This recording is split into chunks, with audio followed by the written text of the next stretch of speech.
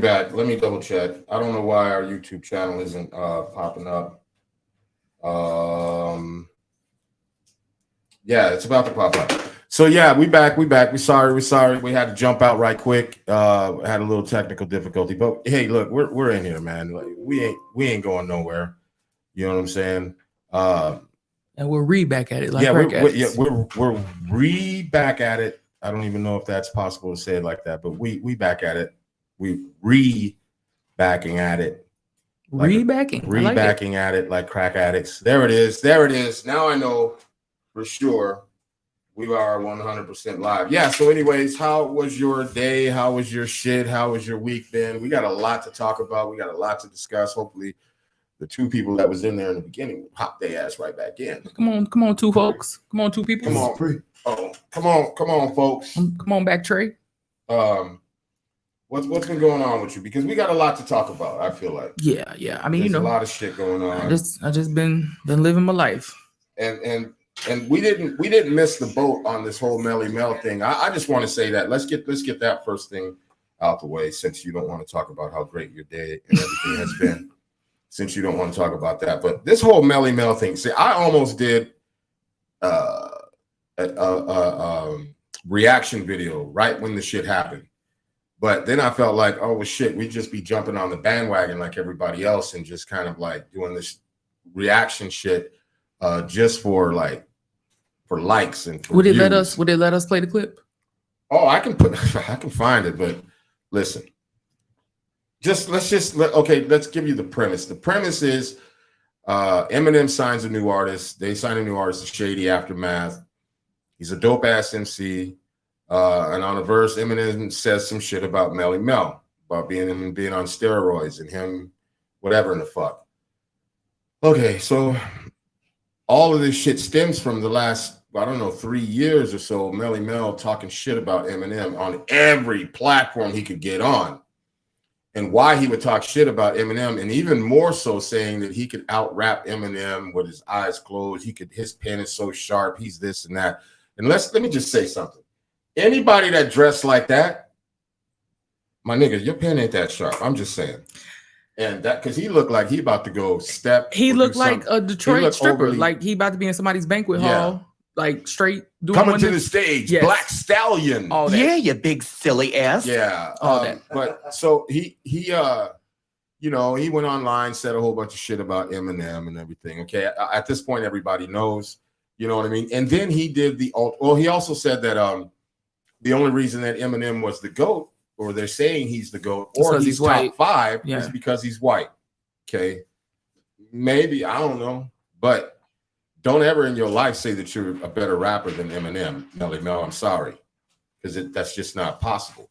And he made that even more evident when he put out the diss song. I'm not going to play the diss song right now. Maybe we'll get into that later, but it is by far the worst diss song I've ever heard in my motherfucking life. And as far as being an old school head, I'm embarrassed for the nigga. Like, it's horribly bad. It's so bad. It's like, I don't even know what he was thinking. Like, every friend he has, he needs to whoop their ass or fire them. Anybody in his circle, in his camp, the motherfucker that recorded him, the whoever made that beat, all of them motherfuckers need their ass for. They probably was telling them not to do it. There's no way, because he put that shit out like he was confident as fuck that shit was going to end Eminem's career. I mean, but that goes back to how he is when he's doing interviews. Like, he's delusional. Yeah, you know what I'm saying? And it's like there's passion and commitment and behind the things that he's saying. So what would be any different with that shit? Yeah, I mean, it's just kind of like, I guess it's like, I said it, so now I got to stand on it, even if I'm fucking wrong. And also, obviously, I don't know his train of thought, but what if he's just like, fuck it, I'm gonna get it however the fuck I can, and if I gotta make a complete ass out of myself, that's what I'm gonna do. But then I guess in a way, all that point is irrelevant because of the apology. Well, we'll get into the apology, but let's just get into some like semantics and shit here real quick. As far as an elder statesman in hip hop, like in my opinion, like my humble opinion, I feel like my G, fall back. You had your moment in the sunshine, and you guys were great and everything. You know, you still do tours. You're still doing your thing. Like, live the life. Be happy with what you got. That's your lane. That's your slice of the pie. And there's motherfuckers your age that are fucking rocking with those shows, and they'll go out and see it along with Shalimar. They'll go see them doing the show with Shalimar and the Whispers and all that shit. They'll go. I wouldn't. Those my niggas. I fuck with the Whispers. I'm just saying that I they'll fuck go with the watch Whispers. That's all I'm saying. They'll go watch. You get a tour. You'll check a bag. You'll do all this, but you're not relevant like that. Not on no standalone shit. No, not in no nothing shit. He could bring all Grandmaster Flash and the Furious Five against Eminem and get their ass crop dusted. You know what I'm saying? They're all them niggas that get patched. No, wait. Let me rephrase. I was talking about on a tour. I'm not talking about no motherfucking cipher, no battle shit. Look. Shannon Blunt is in the comments, my man. Shout out to fucking Skid Rock. He said, Melle Mell bugging. This fool gave my ex a black eye. Lost all respect for him. He did that shit about 2 months ago. God damn. Well, okay.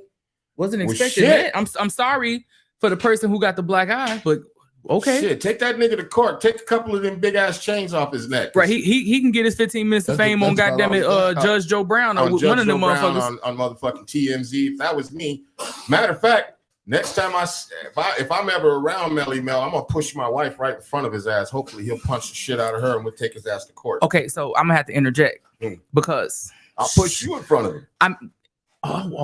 I want that motherfucker to punch me. Now we don't need you whooping Melle Mell's ass. Can't the fuck fight. Oh, hey, say it again, engineer, one more time for the people in the back. Hit me and take the fuck fight. Because that's how I'm coming, goddamn it. Straight up. Shout out to Shannon Blunt once again. He said the song and message is still the shit and the reason I started rapping. No, 100%. The message is a timeless hip-hop joint. And you can't erase, you know what I'm saying, what he was or what they had or whatever the fuck you want to call it. That's not up for debate. It's not in question. We talking about present day. There has really, truly, because look, in some regard, Eminem is an old head to a lot of the young dudes out there right now. He's an old hip hop head, but you know what I'm saying? But I don't know what this man was thinking. No, I really don't know what he was thinking. And He wasn't. Yeah, that's the other part. Yeah, he clearly wasn't thinking, but it's like, I don't know, man. It's like, stay in your fucking lane, bro. Like if you, especially if you're not at least keeping yourself up with the times. Yeah. And what is what is that relevant? What is that in him that ego? Yeah. Ego. You can't just let it go. You know what I'm saying? It's just like the boxer that doesn't know when to fucking quit. You know what I'm saying? The boxer that he's punch drunk, he's still, but you know, he still wants the bag and he still wants the glory. You know, and maybe Melle Mell was trolling motherfuckers, you know what I'm saying? But an apology letter. First of all, I'm gonna have to pull this fucking song up because it is quite frankly the worst. Like, I think it's necessary. We need to pull that shit up. Like straight I'm up. gonna pull it up, but it's quite frankly the worst hip hop fucking goddamn. I don't even know what to call that shit. I'm wondering if the attention that the song that he was thinking that he was gonna get, it obviously was the exact opposite. Backfired. But I'm wondering if it was starting to fuck with some of the bag, like that they had scheduled. You know what I'm saying? Like certain people that may be working with, you know, him or line the shady aftermath, whatever the fuck you want to call it. Like maybe they just like some of the promoters or whoever. Like we really don't need y'all, so we're gonna go ahead and ask y'all to sit the fuck down because them threatening to buy his masters. Oh, hey. I mean, there's a lot. There's a lot that could be said. There's a lot that could be said, and I'm over here trying to. I don't know why I put this on here. Now that's why I'm looking like, what the fuck's going on? Now I'm confused. The fact of the matter is, he shouldn't have done it. No, he shouldn't have done it because he actually, to me, kind of tarnished his legacy. I agree because there's a lot of young cats that do know the song, the message. There's a lot of people that respect that song, and then.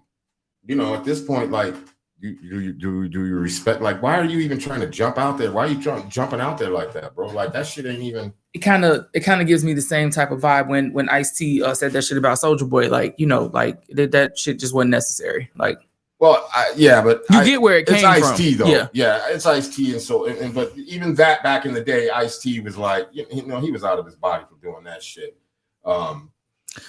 But But this shit is just like wholeheartedly just unnecessary. Like, just come on, sir. Like, what the fuck's going on? Like, just be cool. I totally agree with you. Like, he could have just got that Shalimar money and, you know, just been chilling. Like, because, I mean, why? I'm trying to find the because you know they pulled that shit down off. They tried to pull it out, but off the internet. But you know how the internet is. Once that motherfucker is out there, it's out there. It is out there. So I'm looking for it now just to play a piece of it. Because even the very beginning of it is just this nigga said he was a roach crawling out of a backpack, and then he, I don't know, man, but like even somebody like Busta Rhymes, for instance. And can y'all hear it? Hey, let me know out there. Hey, Jory is in the fucking J Norm is in the motherfucking building. Hola. Hey, credited on the message, but his rants are whack. Hard for a white boy in the industry. Yeah, and to say he only you know what I'm saying, who he is on the respect side because he's white, like what kind of ignorant ass shit is that? God. Hey, in the comments right quick, somebody let me know if you can actually hear this, because I don't want to play it, but I gotta play it. But let us know if you can hear this track at all. You can, let it run. Somebody, Jay Norm, let me know if you can hear this.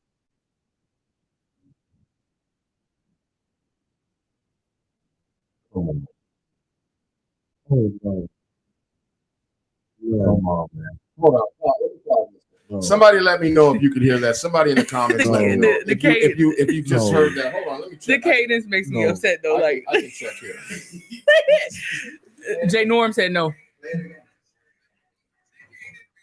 Hold on.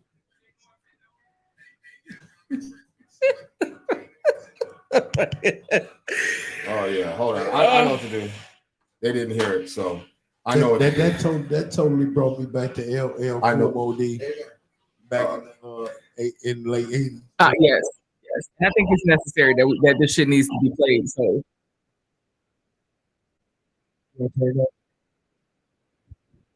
oh, you didn't hear it. All right, hold on. I know what to do. I know because I didn't put it out.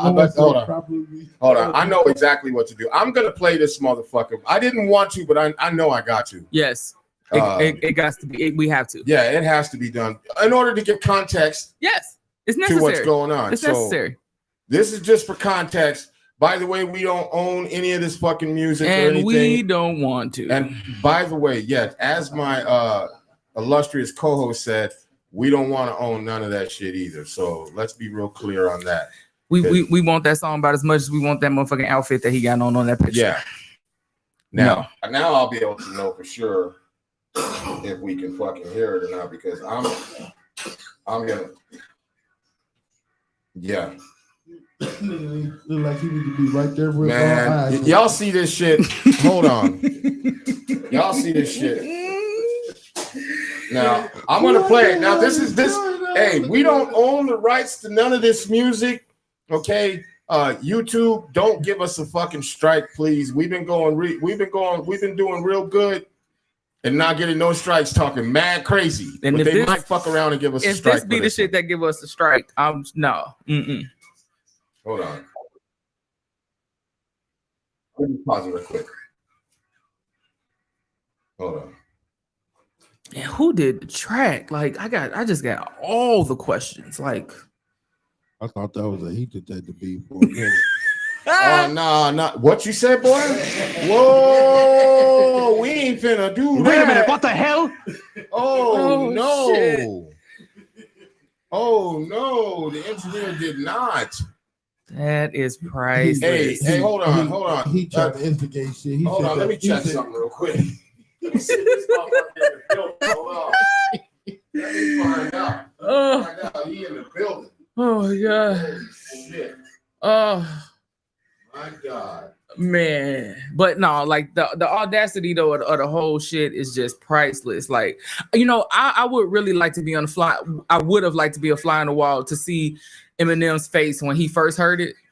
Like, obviously he ain't take that shit seriously, but but this nigga just say like a roach crawling. Okay. Now we should be able to get some get some motherfucking play on Some this right decimals quick. going. I'm just gonna try. I gotta try it at least. All right.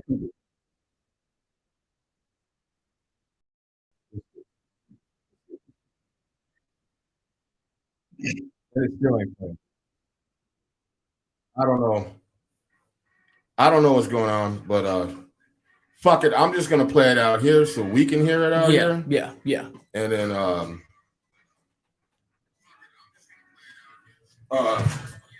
yeah. This shit right here. It ain't playing right now. I don't, but we about to fix all that. But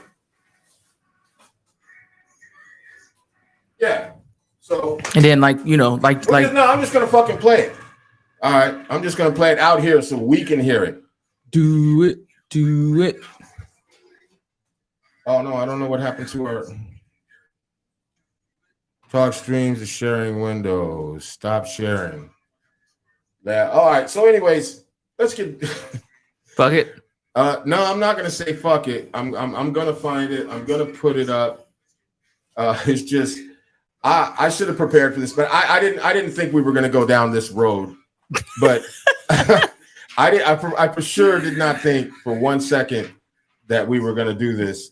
But apparently it is necessary. Yes, I will happily skip this. down this road. Let's go. Because I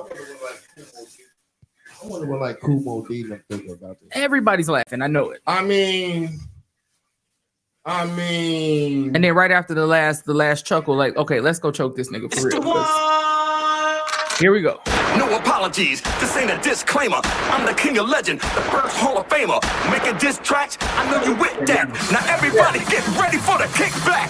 Why you hurt, why you mad, now you look bad. Like a roach just crawled out of your book bag. In a packed class, you lack class. Go to bed with no supper, cause you gotta suffer the backlash. The top 5 is cap, you the piss that's on the floor. In the elevator of rap. Why you ducking on the game when you shit on my name? Why they put Pee Wee Herman in the Hall of Fame? I would give you a pound, but I break your hand. I got a lawyer so white, he will take your land. Yo, check your man, come and look at your friend. Cause I think that Eminem is popping pills again. We call him Pill Clinton or either Bill Gates. What pill did homie take to make him hate the great? Think you are, but you ain't, still you made a mistake. Hit a 1, 2, 3, 4, 5, 6, 7, 8. I'ma give your fans one more chance to go online and read. That nigga said 1, 2, 3, 4, 5, 6, 7, 8.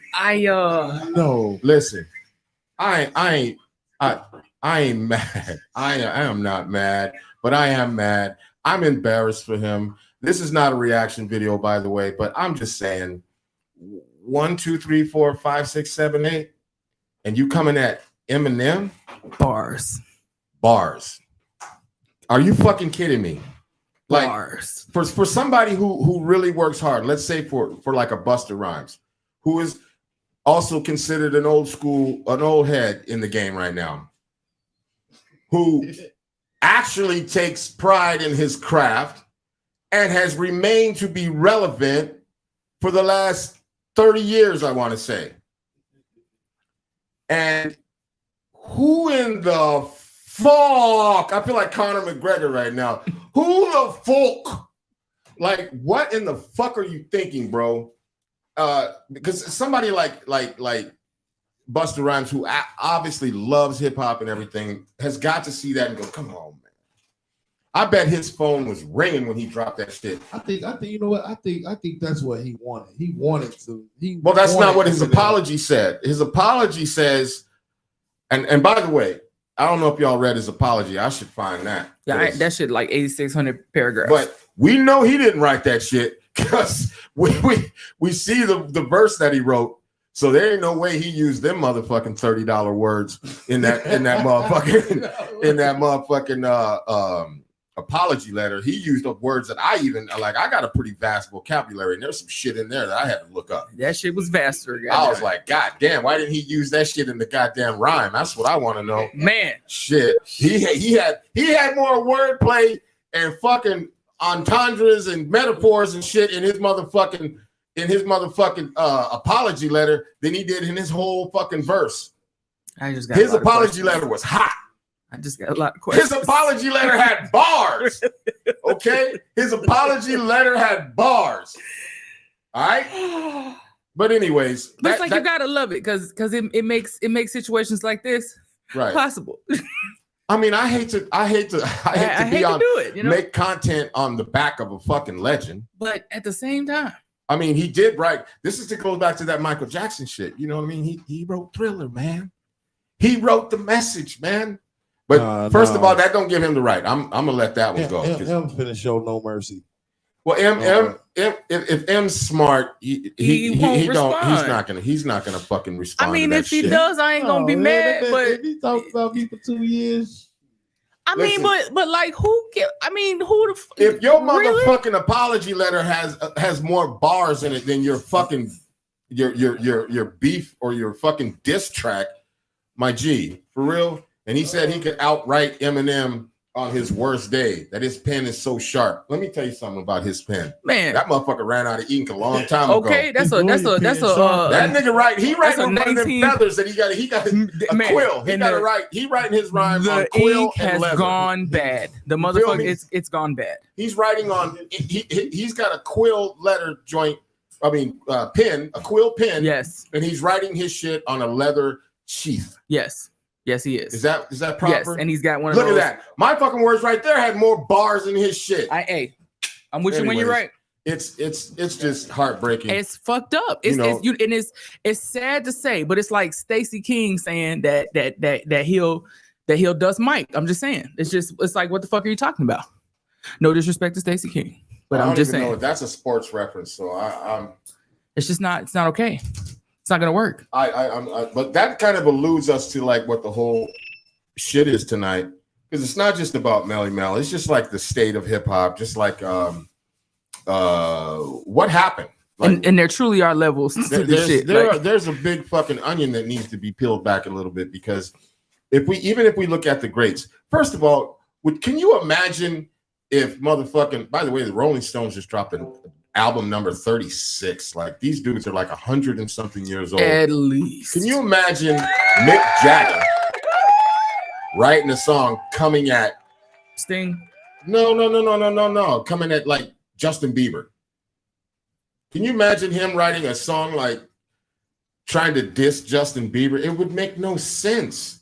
Be hilarious though. It would be funny, just like Melle making a diss song against Eminem. I hope that happens. It will never happen. Well, we can put it out there. We can put it out there to the universe, and hopefully it happens. I want Justin Bieber to go and get with DJ Toomp or some like random shit like that, and then just come up with this crazy ass fucking song, and then get fucking all the hot ass rappers to be like, fuck you, and then have them all on the song. You just took it way too far. I'm just saying, my bad. You just took it way too far.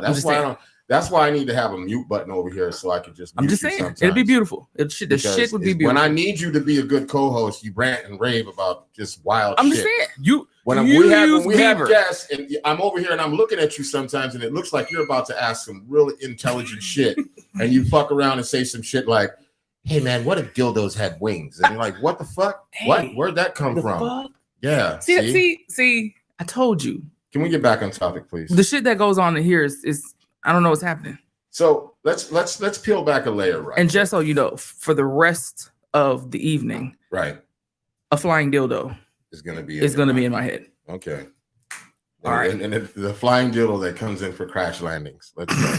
All right. But so okay. All right. So let's think about that for a second. Let's think about what do you think the reasoning is? Because there's a lot of levels to that. Maybe he's just not really mentally there. Maybe some Parkinson's or something popping up. Maybe his ego has gone wild. Yes. And have we seen this before in hip hop? Have we seen? Or maybe this is always how he was. Because if you think about it, I think that's just how he was. And now he's got somewhat of a platform to. Well, some motherfuckers don't need to be on the internet. I can tell you that much right now. I'm one of them. I mean, we all can be out here in these internet streets. Right. It's just a matter of stepping off the curb, you know.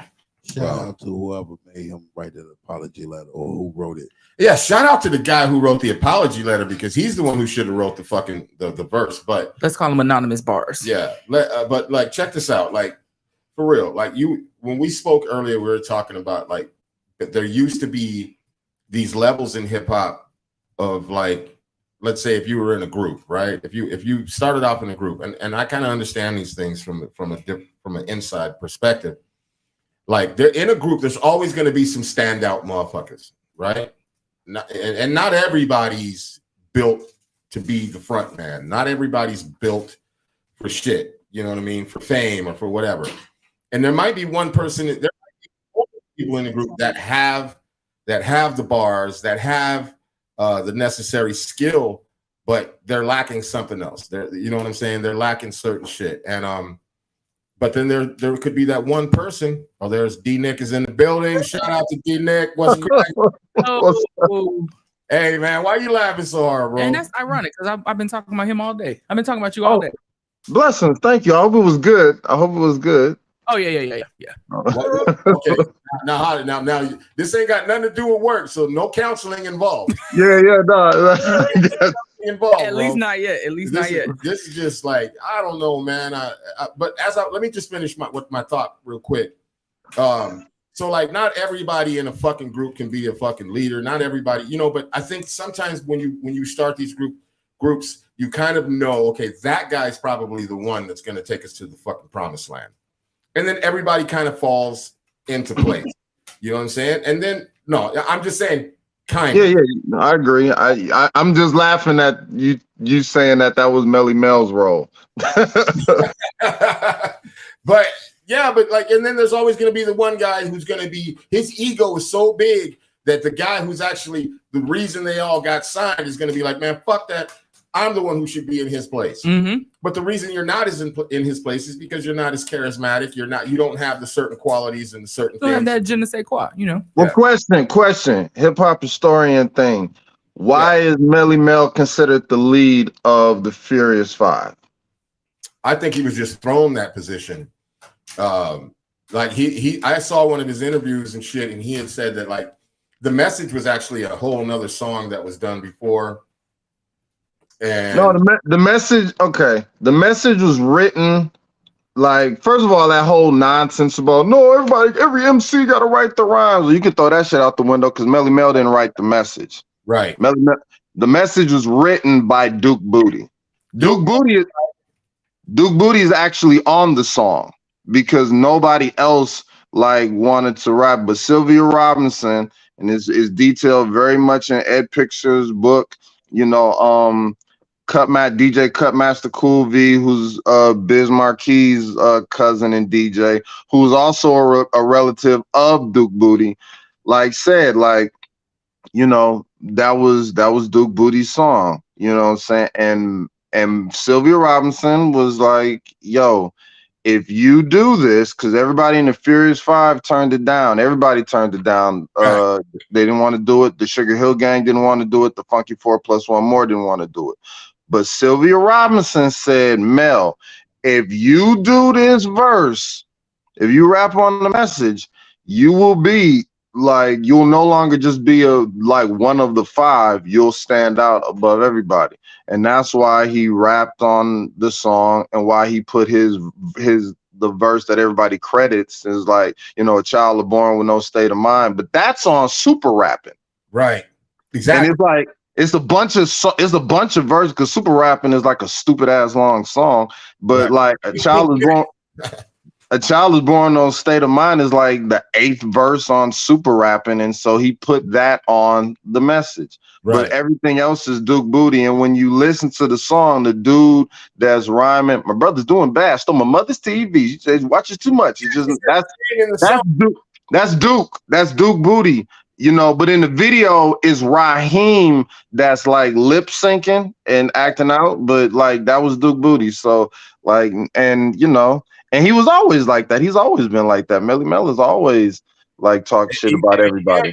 He's the egomaniac. He's got to be an egomaniac. But he living his truth. He's been like that. This dude was booing. You know, you hear stories about like him booing Public Enemy at Latin Quarter, and you know what I'm saying, and just like booing. And they talk about it in the art. Chuck D talks about it in the Art of Rap.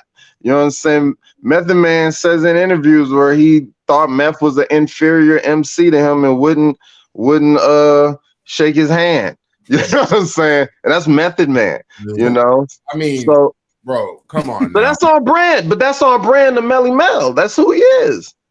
I mean, okay, all right, that's great. That sounds wonderful. Let's give us some backstory. Yeah, no, but like, I mean, outside of like fucking being a fucking ego megalodon, like what the fuck?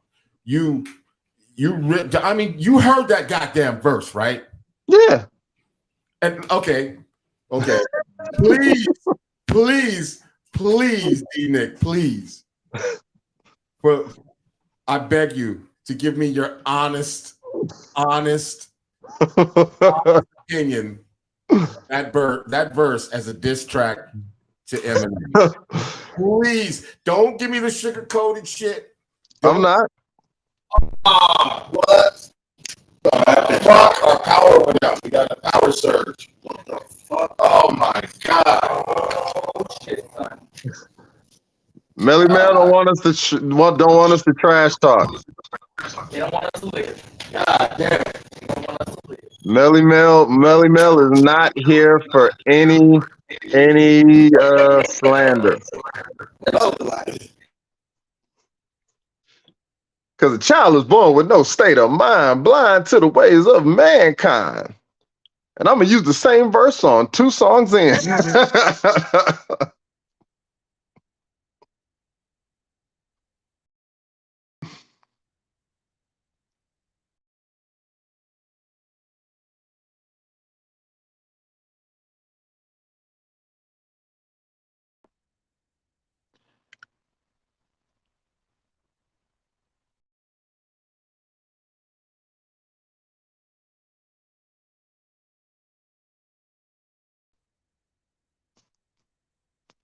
I wonder if I'm still on.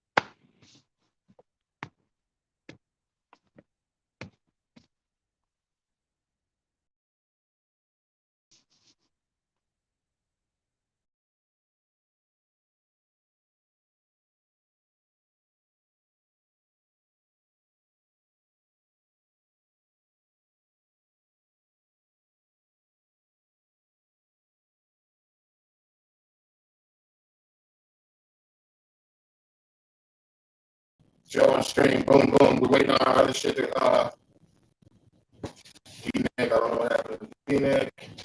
There he is. Hold on one second. You got a little echo. Pete. Yeah, no, because I gotta get everything situated again. Stitches. Stitch A. The roadcaster gotta be turned on. And yo, there we go. How about now? You hear us great? Hello. Yeah, you sound a lot better. Yeah. Hold on 1 second. One more second. Damn. All right. So what the fuck? Hold on. I'm looking for Trash talking, your legend. Hey, first of all, he ain't my legend.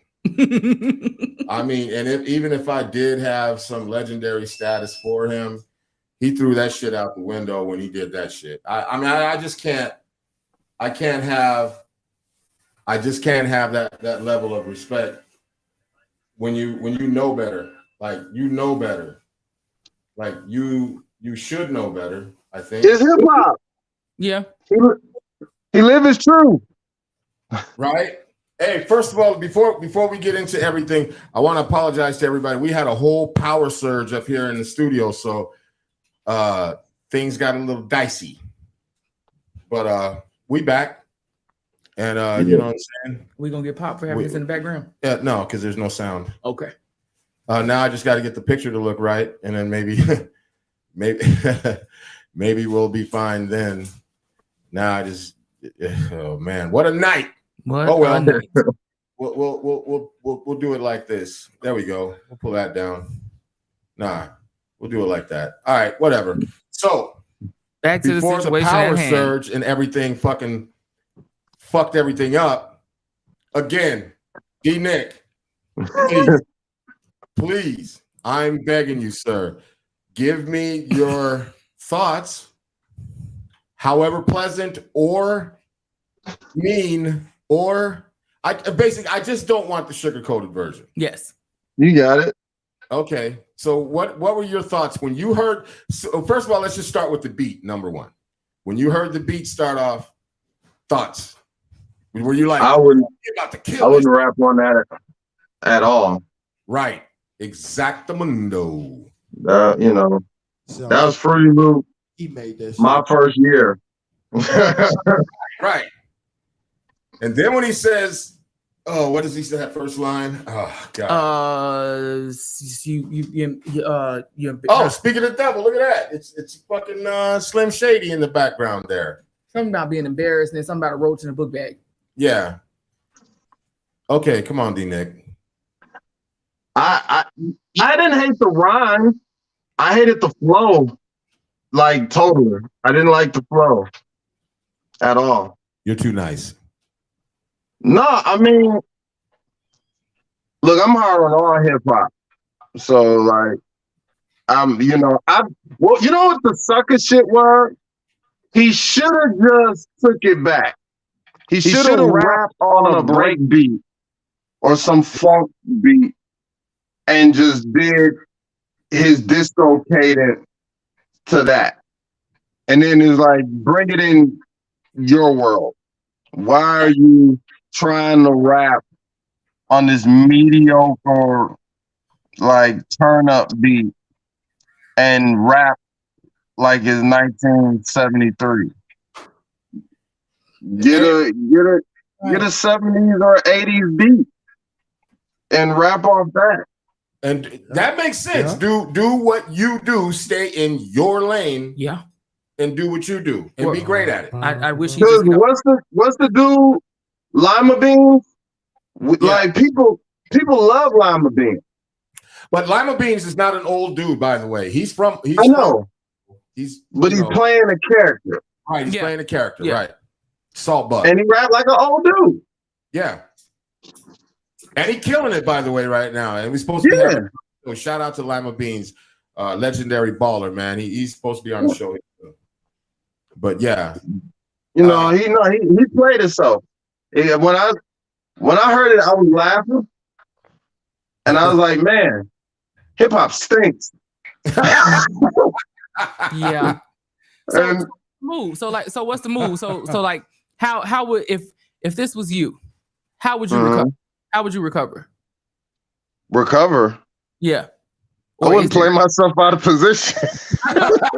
I knew you was gonna say that. But hypothetically speaking, let's say you did. What's the move? What's your next move? Man, that's the. I mean, he don't have to do nothing because everybody is like it's hip hop 50. It's hip hop's agreed upon commercial 50 years. So everybody cool with that. So he and his status is his status, and people are gonna be what they be. Like it ain't gonna affect him no more. He ain't getting kicked off any of the old school shows, and it ain't really affecting White Boy Marshall. I'm sorry, I'm from Michigan, so that's what we used to call him back in the day. We called him White Boy Marshall. So it ain't gonna affect. Yeah, so it ain't gonna affect Eminem's status, because his fans are like powerful, like they go to bat for him. So yeah, man, like it ain't really nothing to do. What are you gonna do? Come back, or are you gonna like make a better diss record? You lost. You already lost. You know what I'm saying?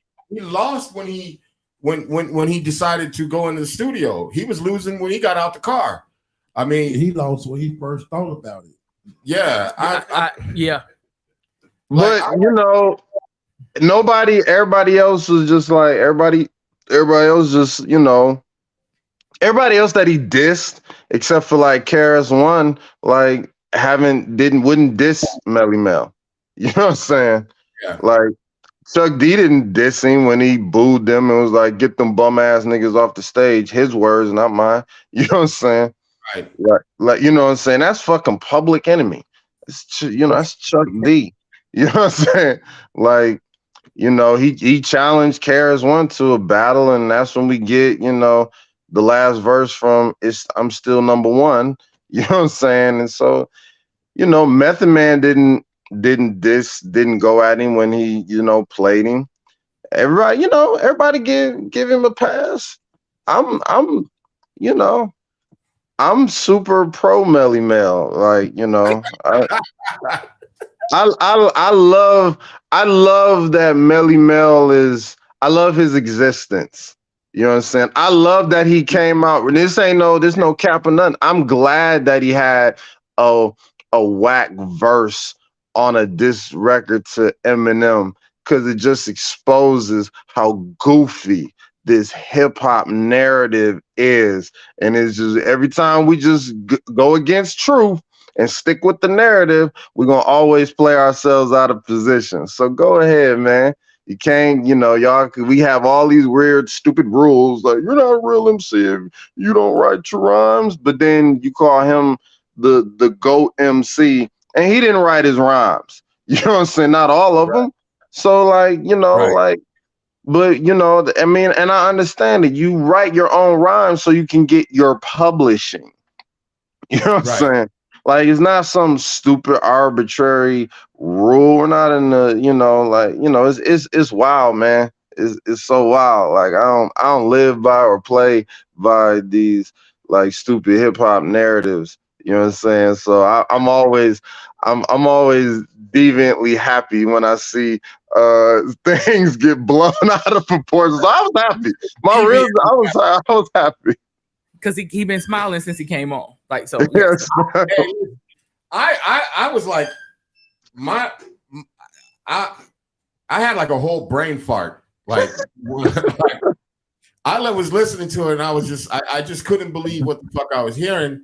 And all my mind kept thinking was, this guy's got to be like, he's got to have the biggest set of balls on the fucking planet and be such a fucking egotistical maniac that I don't know, man. Like, even the people in his circle, like, they must be just as wild and crazy. I bet you they're fun to be around at a fucking party with cocaine and all kinds of shit. Because that shit, like, I don't know who does that. That's when that decision was made. Because cocaine is a hell of a drug. Yes. And his apology letter, like I said, had bars. His apology letter had bars. That Chat GPT apology. He should have had that motherfucker write his Chat GPT write his fucking verse. Man, and that was beautiful. I loved this record. I love Melle. I was like, come on, listen. I'm a Rasta. I don't have idol worship. You know what I'm saying? Right. So it's like, let these goofy motherfuckers let their idol worships, let their idols fall and crumble. I'm so for it. And then let's get back to what's what. You know what I'm saying? Like I'm happy about it. And I love who Melle is in existence. I would never go talk to him. You know what I'm saying? I've had opportunities to meet him. I ain't going over there. He an asshole. You know what I'm saying? So why would I do that?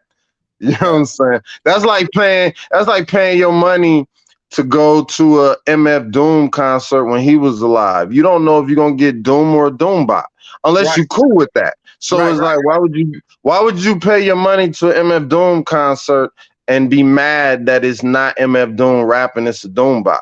It's a character. And he said, like, Doom is a character. I'll rap when I feel like rapping. You know what I'm saying? I'm deported. You know what I'm saying? That motherfucker got deported. So it's like, well, I ain't finna not get this money. So I'm gonna hire a lookalike to go and rap my shit into North America because I'm deported. You know what I'm saying? And what you gonna get mad? Like, he's already said he's the villain of hip hop. You know what I'm saying? But y'all trying to hold the villain and under hip hop standards, y'all crazy. Y'all trying, this dude is a self-proclaimed asshole and has been an asshole since the 70s. You know what I'm saying? And you like y'all expect him to switch up now. Hey, shout out to him and his stick-to-itness. Yes. Yeah, man. I mean, I stand up on my shit. I mean, fuck it. He gets a pass. You know what I'm saying? And then there's the other train of thought. There's a lot of people that were salty, like at Eminem, for like, man, why you do that to Melle? He a legend. Man, that's for goofy ass black folks. Right. But that's white boy Marshall. He ain't gotta look up to our people. He ain't black. You know what I'm saying? So we honor our elders. He don't. You heard what he said about his mama? Right. If he got songs about his mama, about raping his mama, you think he gonna show some grace to an old hip hop motherfucker? Y'all crazy. That's an amazing point. Got that divorced ass mustache and I don't know what he rapped about raping his mother and y'all expect him to show grace to an old asshole hip hop dude? Word? That what kind of fool are you? The craziest, one of the craziest lines in that whole song where he says he has the whitest lawyer. Oh, that'll take your land? That'll take his land. I don't know what the fuck that means. I don't know. You're telling a white dude that you got a white lawyer your lawyer's whiter than him, and he'll take your land on some. Was that like a jab at slavery or something? Or was that like? Well, I mean, if you well, I'm gonna shoot Melle some bail. Like, okay. Eminem got real MAGA on his disc. Eminem was talking about, I'm a guest, but I turned this bitch into a mansion and like I put shit like Eminem was really in his MAGA bag on his. He was really in his white privilege in that one. Yeah. Like so like now goofies are in a conundrum. It's like, damn, do we rock with this? Do we rock with White Boy Marshall and his MAGA ass diss record, which was his diss verse, which was superior to what came after lyrically, and Melle just totally played himself, but it was cool though, because it's like, let people's idols fall. Let Eminem expose himself as, for how MAGA he really is, how he really felt. He was like, man, you know what I'm saying? To pick and then, like, let your idols fall, because like when I went and saw Slick Rick that one time, and Slick Rick being Slick Rick, you're like, this is the cleanest, most dapperest, whatever. And he went and did a quick fucking change, wardrobe change, and he came back out, and his legs were the ashiest I've ever seen anybody's motherfucking legs. It shattered everything, every perception that I had of Slick Rick being the ruler, everybody else being peasants and all of that shit. It just went out the window. I'm like, look at this nigga with these. I could not, as he before me, I couldn't, and I was close, very close to the stage. So you saw the flakes and all. Oh my God. It was like, it looked like somebody was puffing baby powder every time he walked around on the stage. His legs were that goddamn ashy. And it's like, okay, Slick Rick the Ruler, huh? No. Well, I mean, that's one bad show. Like, that's one ashy show. So, like, that's... But I mean, I get it. Like, it happens. But let's go back to, like, so my co-host was talking about earlier before we started the show. We were talking about these different levels and what happened like around the year 2000. Let's just go around 2000 when certain cliques would get put on, right? A clique gets put on, a group, whatever you want to call it, gets put on. Some of them prevailed and went out and did beautiful fucking things, while others disbanded, got all fucked up. Some of them never put out records again. Some of them are working for UPS. God knows whatever the fuck is going on. But at that particular moment, they were all on. Yeah. Some prevailed, some didn't. And it was like selling a structure or hierarchy, if you will. And then it morphed into you coming out the gate with a record deal and an imprint. Like that, like I think that's where we kind of lost the structure. It was just like every man for himself. What structure? Like if you sign, let's say, like he said, at first you sign a deal and then you put your click on and then you might get a record label. So you might have a head of the click, you know, like the figurehead, if you will.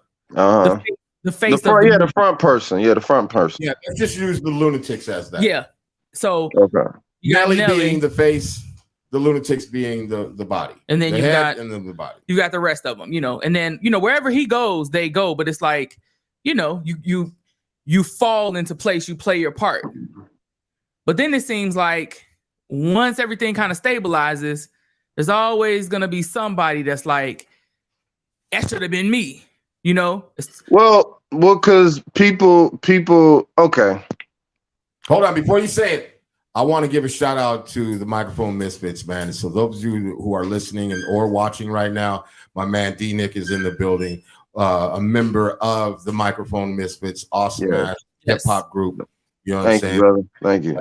Shout out to y'all, man. Because you guys were my example of success and thank you. You know, too many Chiefs and not enough Indians. Well, we have a structure at the bottom. We had a structure at the bottom. So this is what happens. And we also have contingency plans for what I'm about to like example out now. Like, so the head of the Saint Lunatics, using them as an example, was not Nelly.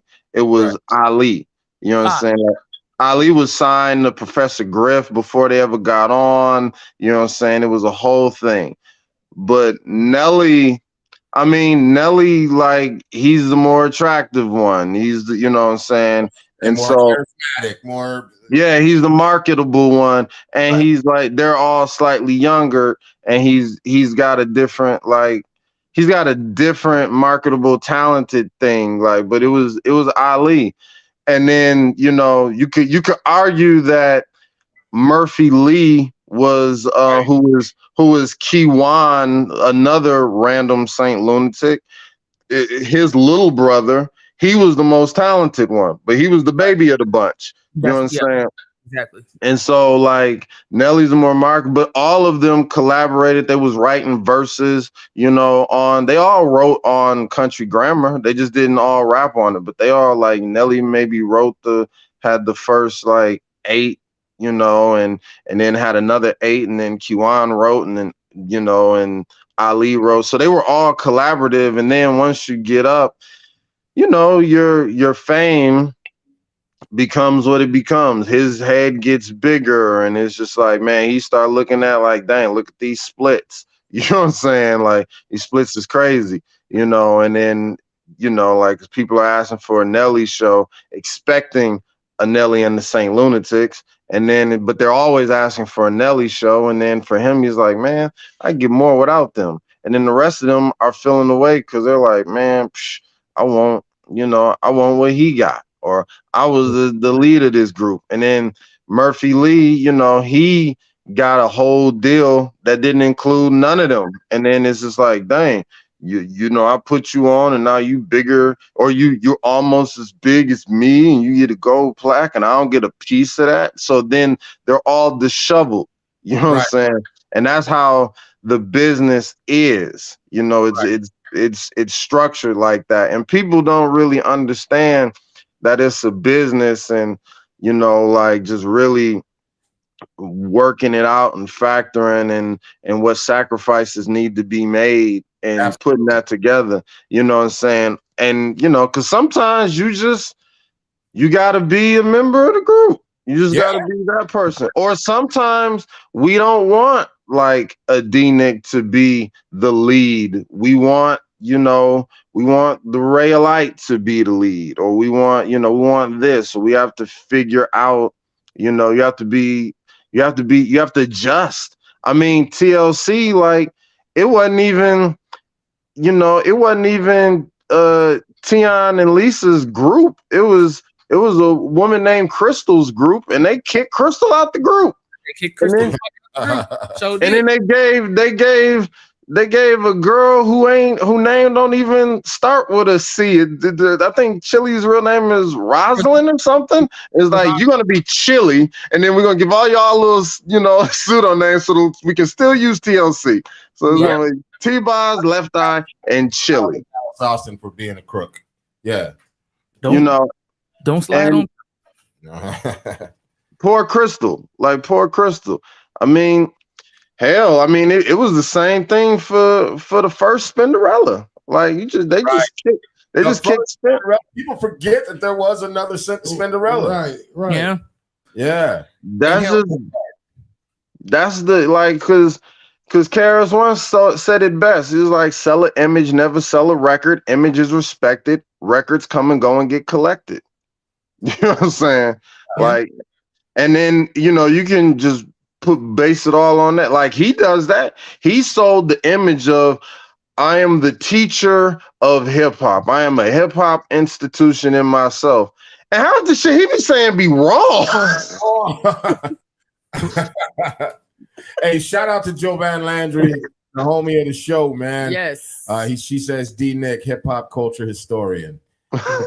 Can we giving that man that much goddamn credit? No, respect, Javon. Respect. Yeah, shout out to Jovan. Like, so, you know, it's just you know, like, it just is what it is, man. And, you know, I know, like, I earned my chops. My first big royalty checks was that of a ghostwriter.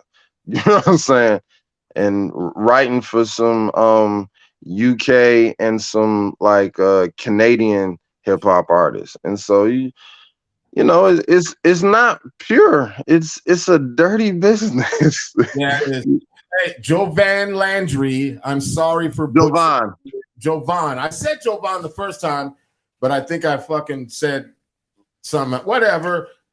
Jovan, you know we love you over here. Stop playing with our emotions. My emotions.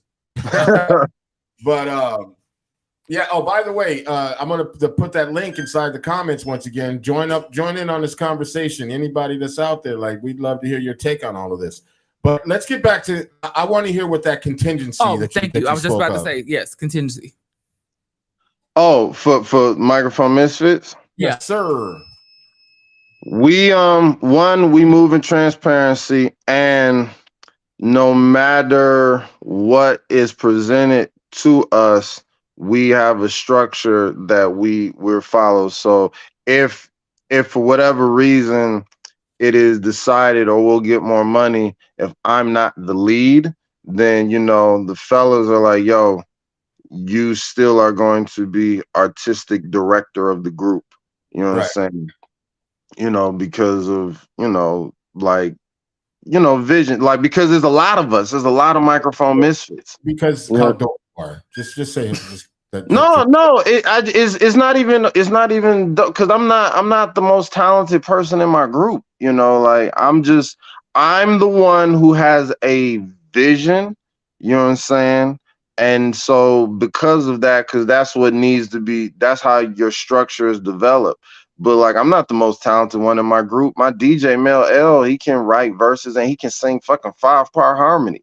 Like, you know what I'm saying? He can go soprano and bass. How many people you know that can sing bass? Like, so like, no, I'm not the most talented person in the group. And Ray of Light is fucking fun. Like, the Ray of Light is fucking fun, man. He'll just suck the energy of a room because he's that fucking fun. You know what I'm saying? Don't nobody want to be Batman. Everybody want to be Robin. Robin get to beat up henchmen and drive and drive the Batmobile. But Batman, he's all dark and brooding. Don't nobody want to be D-Nick. They want to be the Ray of Light. Like, he's probably he's the audience POV character of our group. You know what I'm saying? Like, so that's what it is. But there's a structure, and people have attempted. They've attempted to divide us, and things have attempted to divide us. But we work in transparency. We all sit at the table and like make agreements and support each other. We're legit a family. It's not just some cliche sucker shit that people like say. Like, we ain't finna be like some of these other motherfuckers that just discard. I mean, if you do that, that's your prerogative, because there's a lot of people who discard their band members or their DJs or whatever, or their rhyme partners or whatever, just because they want me, or they want me, or I want a bigger cut. But man, we rosters, like, so I'm not money motivated. You know what I'm saying? I'm spiritually motivated and happy, and I'm motivated by my happiness. Right. Same with my brothers. You know what I'm saying? And we a family, like, we legit family. Like, we've lived together. We've been on the road a million times. I'm in more pictures with them motherfuckers than I am with my own family members. So it's like, nah, like, you know what I'm saying? Like, I don't want to, also selfishly speaking, like, I don't want to look back on the time with any regret. Like, you motherfuckers better not cross me. I want to enjoy when the time comes to hang it up. I want to look back and be like, dang, man, that was dope. We did that. You know what I'm saying? And we enjoyed that. You know what I'm saying? Jovan Landry says a group is like a transformer. Everybody's got the working parts to make the whole thing work. That's true. That's true. Very true. But it don't always work out like that, because like right now I'm dealing with a lot of internal madness going on, and I hope that the group of people that I'm dealing with right now with Unwrap are listening to what you're saying. You know what I'm saying? That they are listening, because somebody's got to have the dream and to make the dream work. It's also a value thing. Like if you look at a chair, if you look at a folding chair, or even just one of them lazy boys, you know what I'm saying? There's the cushions, and that's the sexy part that sells the chair. But like, there's screws in that thing. The screws are just as important as the cushions. Yes. So when we talk about, like, if all of them dudes on the Saint Lunatics like wrote Country Grammar, like they wrote the song Country Grammar. All of them had a writing thing on Country Grammar. But Nelly's the one that says all of Country Grammar. Don't take nothing away from them. He the one that can sell it. He's the handsome one that all the broads gonna dig and got the catchy tune. If he wrote the first 8 bars in the chorus, and the rest of them just wrote some fillers because they got a standard and they trying to, like, oh man, we gotta make sure these New York dudes don't disrespect us and da da da da. Then boom. But then brothers people feel guilty, and then he probably feel away too, because everybody wanted to hip hop him to death. Like, oh, you didn't even write all that shit, and you know what I'm saying? It's like, whatever. The motherfucker went diamond. Yeah, it's what it is. It's okay to be a screw. Let me be the cushion and be the screw. But as long as you understand that I'm the Nelly in this group of lunatics, You see what I'm saying? I'm just saying. We got to get our contingency shit together. I don't know. I don't know what the fuck going on here. And then we got the engineer. I don't know where the fuck he at, what he doing. There's all kinds of fuckery going on, and I'm trying to keep this boat afloat. But I am keeping this boat afloat. Our Country Grammar is gonna go diamond. So who cares how we get there? I don't care how we get there. I'm just saying. Ain't nobody taking y'all's place. I know that much. But like I'm wondering. Well, I'm not wondering. I'm because your crew is rooted in like brotherhood and faith, but you got others that they just aren't, and you start to see the cracks. So there are situations where public perception can just completely dismantle the whole situation. So just like you were saying, how the structure worked, and because he was the one with the charisma and just that he had that thing. Yeah, he was the only talented light skinned one in the group. Wow. But it's like the public, like as soon as people start, okay, well, they think he's the star, and you know, it's like that type of shit shook them, you know, and it's like those are the things that I feel like are those things. Something needs to fix that shit and stabilize it, because hip hop is full of that kind of shit now. You know what I'm saying? I mean, it's always been. It's not even a hip hop thing. That's a music business thing. Like I remember Mel was like getting on me, like, cause like somebody wasn't giving me my proper credit, we'll say. And Mel was like, my DJ was just like, hey man, stop giving undeserving motherfuckers your jewels. You are RZA, motherfucker. Stop helping all these other fuckers. If they ain't in the Alpha Squad and they ain't part of the Microphone Misfits extended family, don't be helping everybody. And it was like, fuck, man, you right. I gotta listen to my crew. And you know, Mel a motherfucker. He a Marines dude, and he right, you know, like. But I'll easily say, like, I could just rap before, but Mel was the one who taught me how to count bars and taught me song structure. You know what I'm saying? So what I'm gonna leave him? I'm like, let him go, like, get him out of here? Nah, I don't care who you like. I don't care how good or how superior a DJ. My DJ is MELLE or DJ Mar. DJ Mar. Shout out to DJ Mar. Marlon, we need to talk, man. Yeah, I understand all this. When she was talking just now about like this, as we're having this discussion about that in groups and shit, and when I see the group like Coast Contra, I feel like them brothers, like no one's ever gonna break them dudes apart. You know, but that shit could be just perception. You know, they could be struggling with all kind of shit behind the scenes. Who knows?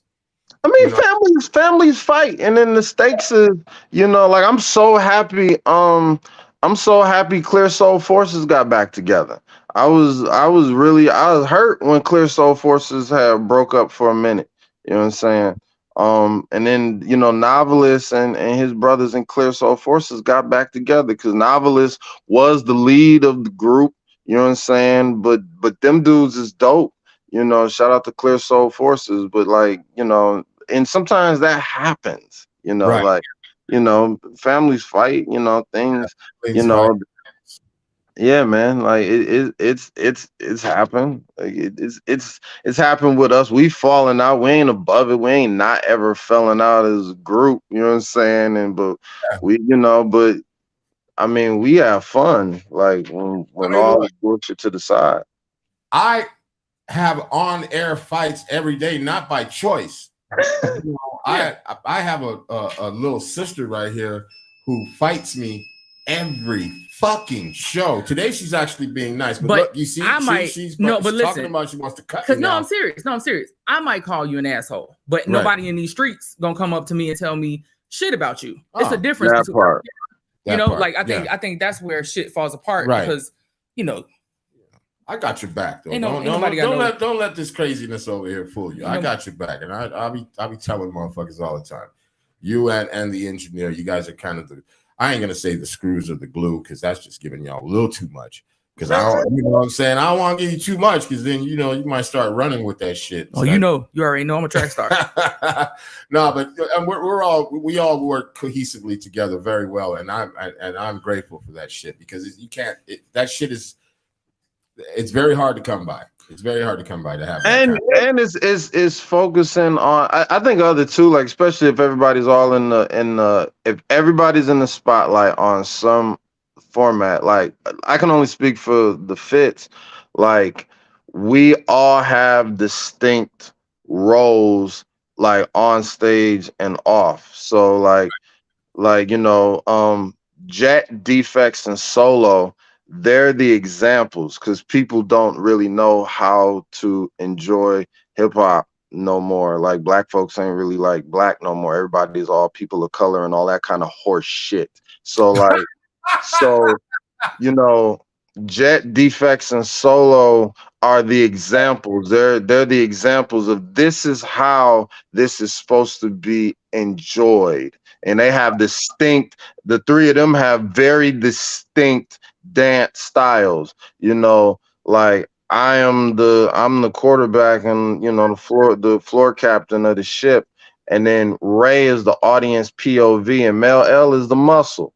You know what I'm saying? Like, so that's what it is. And, we all kind of interact. And then if you add like some of our shorties like Alpha Squad, then they're like they're the next generation of microphone misfits. Like I had put up a post the other day about like, it's funny when you perform with people so long, like we have psychic roast sessions. We're literally doing our songs, doing our routines, and we're having mental conversations with each other, making fun of each other and having like wild roast sessions and all of this type of stuff. So it's beautiful. That's a beautiful thing. And that's like within this culture, that's a lot of stuff. That's a lot that needs to be brought back to it because there's a lot of selfishness in this culture right now.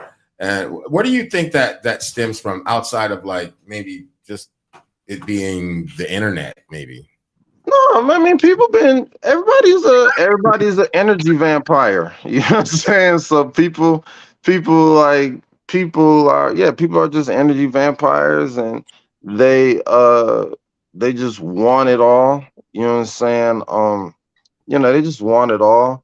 Like I'm so happy to not be a fiend for the stage anymore. You know what I'm saying? Like I like that's like an achievement and an accomplishment of mine. I'm happy to be able to tell like a promoter no or anything like that.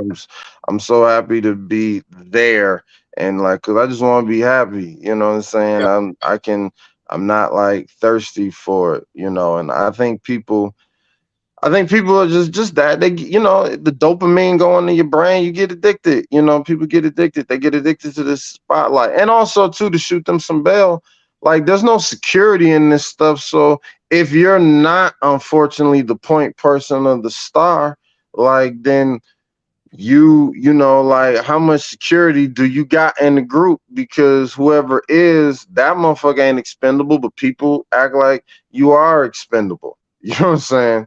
Yeah. Like, or you are replaceable. Like, it's a thing, and then it's just harder, because sometimes people want to do other things, and then sometimes people want to come back, and then like what does that look like? So we would like if because Marlon retired from the stage show of the Microphone Misfits, he still produces for us. At times it's still my brother, still love him to death. But if Marlon ever wanted to come back, he would be like to the stage.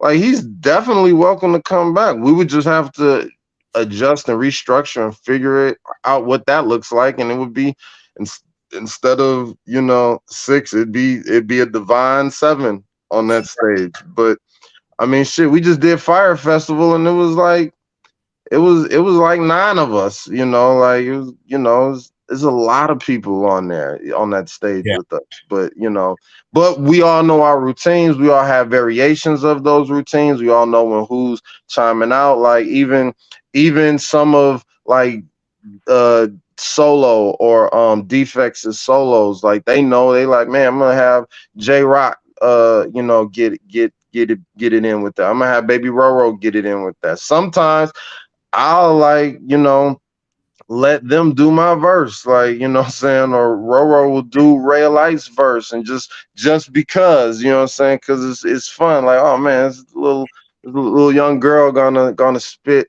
like Ray's verse, and then like we'll have a whole little thing on stage. It's like, I know your verse better than you, and all this type of stuff, like, and it's fun, like we enjoy it, like it ain't that, I used to tell people back in the day, like, as I've been involved in a lot of situations where there was groups, where there was cliques and all this other shit, and they all seem to always fall apart because no one could ever really be in a position and just kind of be like, all right, this is your position, man. Just fucking stick with your position and be a part of what's going on and be a working part of what's happening. But you know, a lot of people's egos and pride and everything like that. And I've seen a lot of this shit happen over and over and over and over again. And I lost my goddamn train of thought.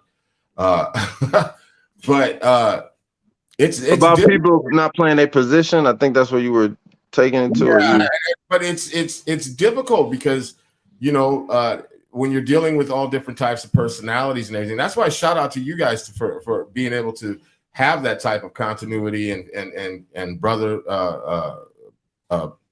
respect, brotherhood, fellowship, love, and the whole that shit. type of shit, Grace. because it's difficult to come by.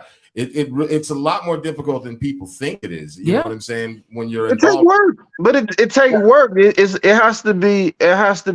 There's maintenance that we have to do. Like we can't just invest in each other musically if we're gonna keep it. If we're a family, we gotta. You know, we live our raps. You know what I'm saying? Like and I say we because like even though I'm like lead and I'm writing, I'm not just writing it for me. It represents them. These are their raps too. These are my dance moves too, whether I'm in the dance routine or if I'm not. Like these guys are physically internalizing me and Ray's lyrics. You know what I'm saying? Like when people hear us perform and they hear like, man, what's that bass sound effect? That ain't no fucking sound effect. That's Mel. Like Mel, our DJ has a microphone too. You know what I'm saying? Like he's not just on the cuts. He's singing bass. That's him on the whole second verse of Box of Boom, like singing it. You know, like singing bass. You know what I'm saying? So it's you know like it, but it takes maintenance for all of that stuff. You got to check on these fools' well-being. They check on my well-being. Like they look out for me as well. Like this shit is stressful, and they hold me down, and I hold them down. And even in that, like you know, other people's like if I'm frustrated with someone in the group, you know, like then like there's someone that's gonna be like, hey man, da da da da, or hey, D is just really barking on everybody. But look, man, he's stressed out. He got this going on and da da da da. And then, you know, they'll shoot me some grace and we'll talk about it. You know what I'm saying? Like, but somebody else will check them on not getting really into their feelings, or at least let them vent and hear it out. Same thing for me. If I'm frustrated with someone in the group, like these are all, it's not one pillar of strength. It's not like we're always happy-go-lucky. It take a lot of maintenance to do that. Yeah. But you know, family is that. Like, you know, if your kid get in trouble for like smoking weed and outside of his high school, you ain't necessarily kicking him out the house. You know what I'm saying? You know what I'm saying? You're gonna maybe chastise and whoop his ass or whatever, and then you're gonna talk to him or her and they're like, hey, you know what I'm saying? So that's just like I was having a conversation with my illustrious co-host before the show because some things were presented to me about our show, because we're kind of hitting a bit of a stride. We're getting into, you know, uncharted territory, so to speak, and things were being said, oh, maybe you should move this person, move that. And I said, man, fuck, man, motherfucker's going nowhere. You know, this is what it is. You know what I'm saying? The engineer is the engineer. Nash Vino is going to be Nash Vino, and I'm going to be me, and that's it. I mean, if you want one, you gotta have all of them. What'd you say, the engineer? I'm gonna hack in from anywhere anyway. Yeah, there it is. But you know, and it was just crazy to me that idea was even brought to my, like somebody would even bring that to me. But I've been in enough of those situations and I've seen these things before, you know, kind of a divide and conquer. Maybe in somebody else's mind that it would be a good thing for whatever, but this is what works for me. This is what works for her. This is what works for our hacking ass engineer. And I like how that works. And so therefore, whatever we go through and whatever we do in our journey in doing this, we're going to figure it the fuck out. Yeah. Period. But I think too, I'm sorry. But like when situations are fortified, right? Like we you know, we know what it is. It's kind of like what's understood don't need to be said. Right. But then you have those situations where it's not that. And then when the need for separation kind of presents itself and shit breaks bad, it's like because you don't have that foundation, it's a whole thing where instead of this person just coming to you like, hey, I got this going on with my baby mom or whatever, and I just can't give you what I need. So rather than me just lash out at you one day and cuss you out or punch you in the face, or first of all, I don't know why you want to get physical with me. That's number one. Number two, saying. This happens every fucking show that I am the target of your take anger and I'll take the violence out of my examples. I'm sorry. Okay. Or like instead of me like getting on social media like, man, fuck he woo. See, there it is again. I mean, but you know what I'm saying? Like I would think that, you know, our setup would be okay. This is what's going on, and this is our need for separation, and let's go with it. But I don't foresee any of that happening. But I understand what you're saying. But just in case, let's say shit breaks bad, right? Right. And let's say, you know, there's some opportunities to do something and be successful. Like, what do both of you think about? Okay, this motherfucker got to go because they poisoning the whole shit. Oh well, I mean, we'd have to talk about it. I think, you know what I mean. And if a person can't seem to understand that, and I'm going to just throw your name out there. If you can't seem to understand that, then you got to fucking go. It's just gonna be me and the engineer, man. We're gonna fucking rock this shit. Always me. But yeah, I mean, what would you say to the youngsters out there, the up and comings that have their groups and have their shit? Because we talked about a little bit of that before the show about like a YSL, like, you know, they started off as a group. They started off, the intention, I guess, was good. And then all of a sudden they're gang banging or whatever. And the group is this, the group is that. I don't know what the fuck is going on. Like this whole new generation of creators and, you know, not all of them. Because it's one, they're saying, they're like on their songs and in their social media presence, they're saying one thing. But then when the law comes, now it's, oh no, that's the perception. That's the perception. That's, you know what I'm saying?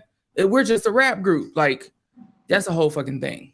Like, so you're asking about like them living their raps, or, no, me personally was just asking, what would you say to someone that's up and coming that has a group, and how they would move forward as far as being a group is concerned? Man, you know, sometimes just shoot people some grace, man. Sometimes things happen. Like when people look at, like Marlon used to be a full like member of the Microphone Misfits, and like people might not even know who he is at this point if you don't know our full back history or whatever. You know who he is, but even when you knowing who he is, you didn't know DJ Mar was down with us. I did. You know? Okay. I didn't know to the extent, but I knew he was down with the Misfits. I knew that shit. I used to be at the record with him I was like the first walked into the record store when he had it. Okay. So, but a lot of people don't. You know what I'm saying? And you know, he had to leave for, you know, reasons. He had to step down. But that's my brother. Love him to death. You know what I'm saying? And so, like, sometimes you have to extend grace with that. You know, people thought that Jet was out of the group, you know, because it was like a cool year that he had some really like serious family issues, and it's like, nah, he got to handle that, and we're okay with that. You know what I'm saying? Ain't no replacing nobody. This is their space. So you know what I'm saying? So like, nah, and those things happen. Like people leave the group and things change and all of that. And you know, like that type of stuff happens, you know, but like if you know, when it happens, it happens, and you adjust, and you have to deal. And sometimes people grow and want to do different things that aren't in the same structure of the vision. You know what I'm saying? That's true. Yeah. Because like, I'm sorry, I didn't mean to cut you off. No. Because my co-host has been very open about when we get a bag, that she's gonna have like this makeup artist, this fucking manicurist with her. She's gonna have this fucking mink coat. She's gonna turn into a fucking diva. The only thing that's true is the mink. I want a mink. Oh, that's the thing. Fuck. I need that. So everything else isn't true. No, I need the mink though. But you did say all the other stuff. No, I just didn't want the mink. All right, whatever. Even the mink is going to change you. She says she's already preparing me for her metamorphosis. At least I'm being honest though. Some kind of fucking crazy diva sitting across from me. She's going to be like Nicki Minaj or some shit. No, don't do. See. I draw the line. Anyways, the line has been drawn. Okay, we don't do that. Whatever. No. I'm trying to have a show here. We have D Nick from the Microphone Misfits sitting right here in front of us. I'm just saying, don't do that shit to me no more. You're doing. Okay. You see what I'm saying, man? I'm trying my best to hold it together. I am the seat. You're a screw. Okay. Don't compare. We'll leave it at that. Don't compare the screw to. Don't get unscrewed now. That shit. All right. No. Well, whatever. Hey, man, we're running out of time here, man. I really, really appreciate you popping in, man. This shit has been a dope ass conversation. Man. Blessings, Joe. Thank you, man. Thank you. You know, I'm gonna give you a shout out and all of the Microphone Misfits, present or not present. Y'all motherfuckers are the goats of Chicago, man. And I said it. I said it. Thank you. I every time I turn around, I'm hearing the Microphone Misfits, and it's a good thing. No, I promise you, I'm not. All jokes aside, it's a good thing because you guys are touching a lot of people, man, in a beautiful way. Man, shout out to Alpha Squad, man. Those are our shorties, man. These cats, like they threw me a surprise birthday party. You know what I'm saying? And like I was touched because I don't really do nothing for that, but you know, like they threw me a surprise party. Them and my nieces, they all conspired and they threw me a surprise party and we just chopped it up. And they showed me videos on YouTube. I was like, I didn't even know that shit was up, man. So shout out to DJ Dolo. It was one of ours. He come out of our camp. Shout out to Baby Roro. Shout out to Jay Rockin. Shout out to Demarion, Latasia, you know, Jay Ruff and Jay Smooth. All of our shorties that we've worked on. Like I was really terrified. Everybody, if I didn't name you, because it's a lot of them motherfuckers too. There's like 30 of them. But love to them, man. They really made a brother cry. It really got me. A beautiful thing, right?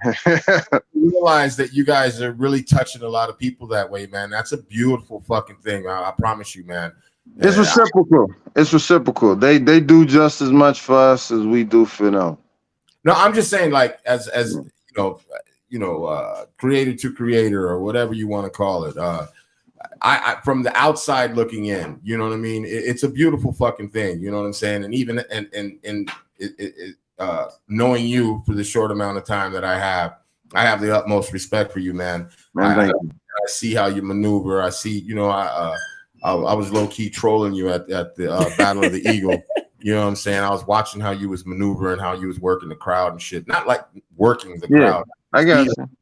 Just being you and the amount of respect that people had for you and everything and admiration and shit. It was a beautiful thing to just see from the outside and just watch. You know what I'm saying? I'm a lot of times a fan ass spectator of this culture. You know what I'm saying?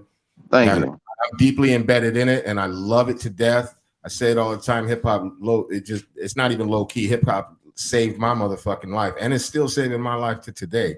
So when I see that and I think about the younger me and I think about all of these things as far as this culture is concerned and I see someone like you and I go, bam. Now that's what I'm talking about.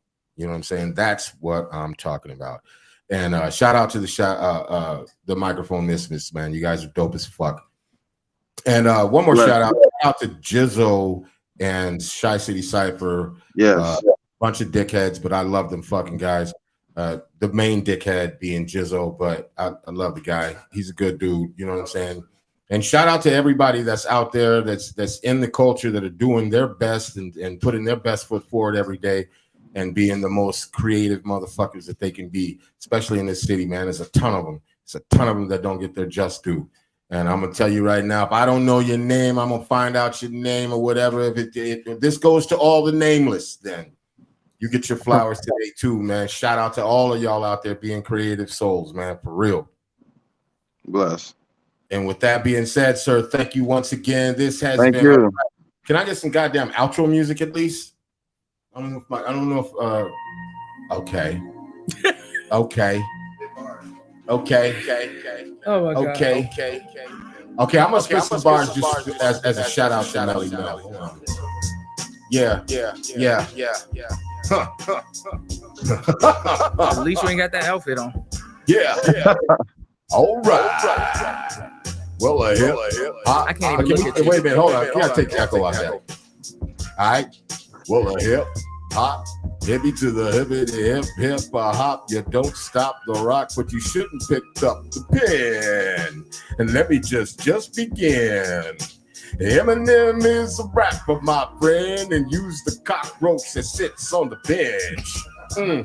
I gotta say it again. Use the cockroach that sits on the bench. I love your egotistical style. God damn, your balls could run a mile. Nah, hey. What the fuck? I don't know. Hey, shout out to hip hop, man. I love this shit. Hey, look, hey, you should have kept it going. Hey, now get my echo back. God damn it. Hit that like, subscribe, comment, god damn it. This has been a rap, baby. A rap, baby. To the yeah. We don't stop the rock. We don't stop the rock. Come on. Yeah. You want some more? Yeah, I'm A. Shit. Whatever you got. Yeah. I said a bang, boogie, up, jump the boogie, grab the bitch's little booty. You know she was a cutie. Nah, I'm just playing. All right, we out of here, man. Hit that like, subscribe, man. This has been Unwrapped, baby. We out here. We'll see y'all motherfuckers next Friday, 3rd. And you also know we also have Whoopty Whoops Sportscast, sports show that comes on Saturday. And then we also have the Shy City Cypher on Sunday. And also on Sunday, we got the motherfucking check-in. So yeah, hit that like, hit that subscribe, smash all them buttons. Comment, do it all, man. We'll see you motherfuckers next week. You know what I'm saying? We out. Yo. Say we out here. Say we out here. Say we out. Shout out Melle, man. Go sit down.